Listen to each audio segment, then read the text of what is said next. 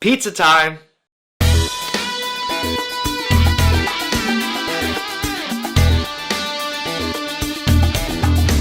What's up, guys? So, last night I got to see Spider-Man 2 in theaters. Last week I saw Spider-Man 1. As you may know, they are playing every single Spider-Man, started from the Tobey movies all the way through the Andrews, then the Toms. I saw Spider-Man 1, just saw Spider-Man 2. I got tickets for Spider-Man 3. I'm locked in for the Tobey trilogy. Just seen the second one, and let's just get into my thoughts of not just the movie, but also my experience at the theater. So Spider-Man 2 for me was just as packed as 1, if not more. I will say the environment was a little bit different for this one. If you saw my review from Spider-Man 1, I said that it was very loud and people were laughing, cheering, and doing all sorts of things. And this one, there was definitely a lot of that, but not as much. I don't know if it has to do with maybe they already seen last week's and they're coming in here, but something I noticed honestly, and it's something I already knew in the movies, I've seen Spider-Man 1 a million times, and I've seen Spider-Man 2 a million times in the last couple of years. But seeing it in theaters and just having a different perspective and just sitting there and just really embracing it in that theater experience, not being at home, not being able to pause, rewind, play on your cell phone, whatever, just being there, present in the moment, I realized that last week's Spider-Man 1 is just incredibly funny, and Spider-Man 2 is funny too, but it's just so much more deeper and just has so much more emotional weight that you found the crowd being a lot more quiet throughout the movie. There's definitely epic moments, and there's definitely stuff where we all laughed, and you could tell it still had that same charm of last week's Spider-Man 1 with the crowd reactions, but the story is so much more tugging on the heartstrings that you felt that people weren't just waiting to laugh the entire time. Where I felt like in Spider-Man 1, it felt all about, wow, we're finally seeing Tobey on the big screen, and we're here for the Willem Dafoe, Green Goblin memes, and all that. The special and unique thing about Spider-Man 2 is, and compared to Spider-Man 1, every time I watch Spider-Man 1, I start to think that I like it more than Spider-Man 2. Until I start watching Spider-Man 2. Because once I start watching Spider-Man 2, I might go, oh, well, I kind of missed the, origin aspects of Spider-Man 1.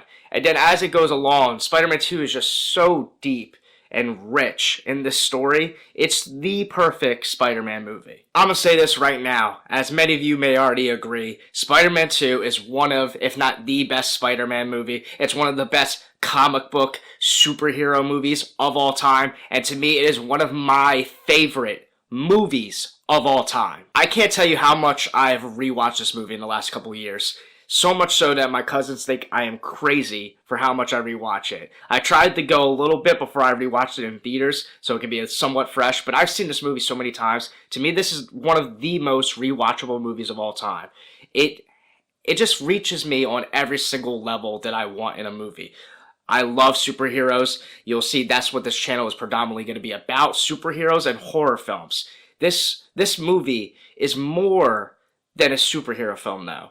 It's a romance movie. It's a rom-com, and that's what Spider-Man 1 has too. But it's about heroism and relatability, and it's about inner struggles, like the dynamic that Peter goes through. It's the decision: do I really want to be Spider-Man? With great power comes with great responsibility, as Uncle Ben placed upon him on the weight of his shoulders, or can I just be Peter Parker? Can I just be me? Can I just do the things I want to do? It's that internal battle and struggle that Peter Parker, Tobey Maguire's Spider-Man, battles throughout this entire movie, and it's just so relatable. This movie transcends all superhero films.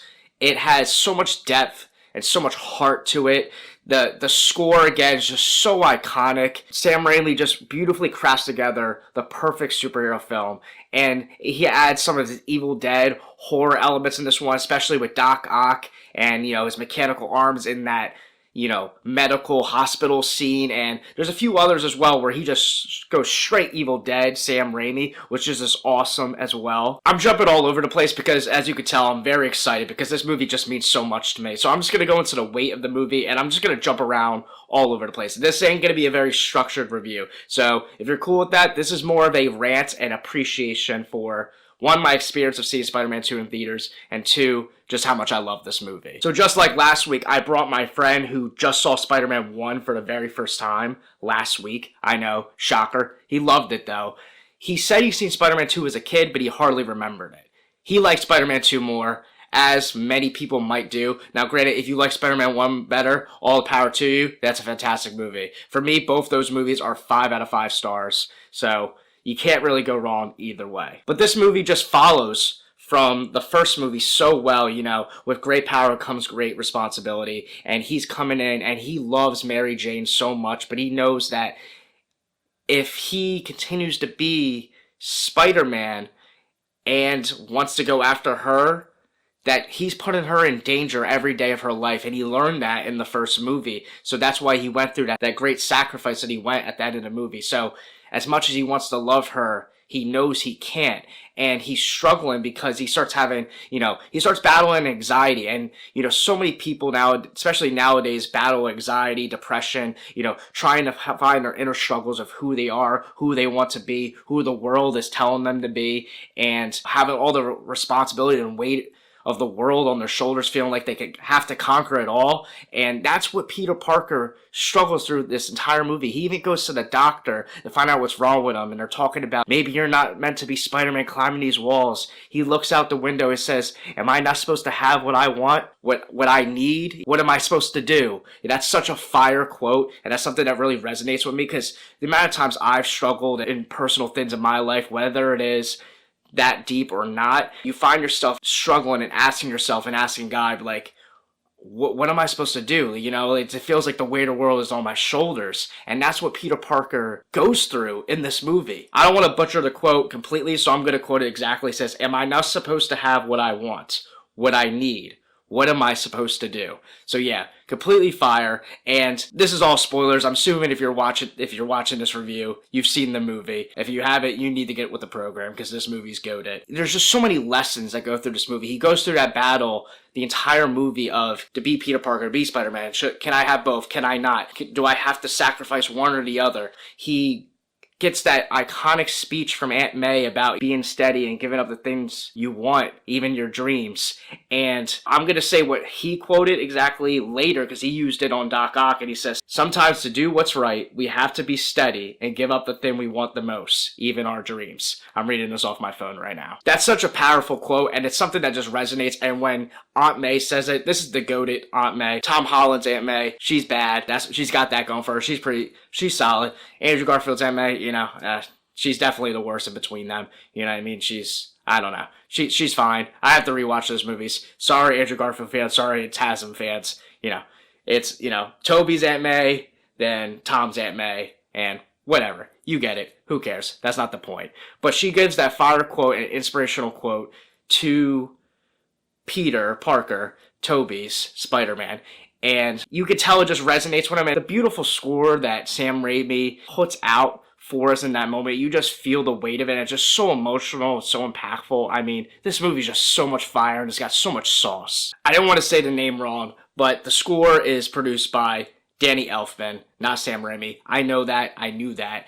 But, it's so easy to just say Sam Raimi because he's directed everything. But Danny Elfman, he's responsible for this iconic, legendary score. But yeah, not just the emotional depth of this movie. It has love. It has romance. It's inspirational. It has depth. It has heart. It has everything. But the action set pieces are amazing. The fight choreography, the CGI for its time is so amazing. It definitely transcends, from Spider-Man 1 to Spider-Man 2, you can tell there's amazing jump in quality. And not just that, but Sam Raimi's direction and transitions. The train scene, one of the greatest Spider-Man and superhero and action film set pieces of all time. But Peter just goes through so much stuff in this movie. The battle of fighting Doc Ock, his internal emotions, and can he be Spider-Man or not? He's losing his powers. He's trying to gain him back. He's going back and forth. He has the burden of knowing what happened to Harry, his best friend's father, Green Goblin, and Harry is coming after him the entire time. That's just another layer to this movie on top of the fact that, his strain with Mary Jane. It's just, this movie just has so much weight to it. So that's why when I said in the movie, you just felt people paying attention, but they do a great job at still having great comedic timing and relief just from the nature of who Tobey Maguire, and they still have the cheesiness of, Spider-Man in the way they did in Spider-Man 1, so it still works, and it's still fun, it's still lighthearted. So, like I said, it's just so rewatchable because it's got comedy, it's got every little aspect, and like I said, even has elements of horror. This movie's got everything you want and more. Something else I wanted to add that I almost completely forgot, but I actually got a Spider-Man 2 poster that I got at the theater that I didn't get this for the first movie. I saw online that they had posters for Spider-Man 1 on Twitter, and my cousins and my friend who we went to go see the movie were like, wait, we didn't get to see this. This wasn't at our theater. I'm not sure if we missed it. We're firm believers that they didn't have it, and maybe they saw the buzz going around, other theaters across the country and wherever they're showing this at. And luckily for Spider-Man 2, we were looking this time, and they had them this time. So I'm pretty hype on that. I'll show it again one more time here. The orange is a little orangey, but I don't care. It's more about the experience and the memory of the fact that this is proof that I went to go see Spider-Man 2 in theaters. And I actually don't have a Spider-Man 2 poster. I actually have a lot of posters around this room. If you see behind me, there's a blank spot. That used to be where a Joker poster is, but it fell down. I have a lot of stuff around here on the other side of the wall. Actually, above the wall, I have a Spider-Man poster of the No Way Home, the 3 Spider-Man. But, I can't get all that in the YouTube shot. But just wanted to show you that, and I'm like, yeah, that's pretty cool. So glad I got that. But yeah, that pretty much wraps it up. I can go on and on about Spider-Man 2. I'm sure I'm going to make more Spider-Man 2 content in the future, but we're going to cut it short here. I had a great time. Leave a comment down below. Did you see Spider-Man 2 in theaters? And if not, doesn't matter. Do you love this movie? Where do you rank it amongst the other Spider-Man movies? Do you like it more than Spider-Man 1? Do you plan on seeing any of the Spider-Man movies in theaters over the next, 6 more weeks? We got, Spider-Man 3, the TASM movies, and the Tom movies. So, are you seeing any of them in theaters? If you don't have tickets yet, I recommend going seeing one of them because it's definitely a cool time, once in a lifetime opportunity. So you definitely gotta check that out. Like, comment, subscribe. I'm out.